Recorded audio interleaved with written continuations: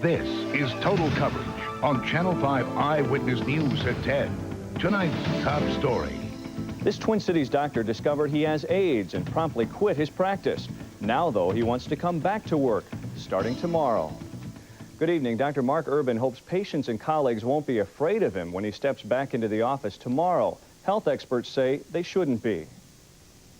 It was either from the blood of an operating room or emergency room back east, apparently, that a young resident named Mark Urban became infected with the virus just as he was beginning his medical career. Colleagues at the time likened it to a cop being gunned down in the line of duty. It's a young man who, in doing the profession he loves and caring for patients, ends up contracting something that's going to not let him live a long life. Urban gave up his practice at orthopedic surgeons in Edina, but now he intends to come back. While not commenting on camera, he told the Star Tribune he needs to keep seeing patients to make sure his wife and 2 sons are cared for. He said, "I hope they understand that I went into this field because I wanted to help people. I'm not going to hurt anyone. I don't want people to be afraid of me." Would I be comfortable with a doctor with AIDS? No. I don't feel that I would.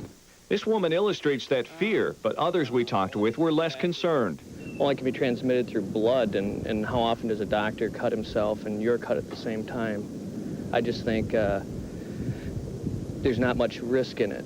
As long as I knew, as long as he was honest about it, and I think as long as people are educated about how it's transmitted, then there isn't a problem. Urban had operated on more than 1,000 patients in the Twin Cities. After learning of his illness, staff members sent out notices to those patients offering to have them tested. Not one of them tested positive. State health officials have repeatedly stressed that chances are extremely remote that you could be infected with AIDS by a healthcare worker. Dr. Urban does not plan to return to surgery. He will, however, meet with patients. Eyewitness News has learned tonight a Twin Cities police officer is behind bars accused of harming his girlfriend's child. He's a part-time officer in the town of Jordan. Tonight, he's being held in Hastings. That's where Channel 5's Vanita Sakar joins us live. Vanita, this officer is facing formal charges tomorrow. That's right, Mike. 33-year-old Joseph Gunderson is a part-time Jordan, Minnesota police officer, and he's being held here right now at the Dakota County Jail. Scott County Sheriff's deputies arrested Gunderson last night at his home in Jordan around 8:30.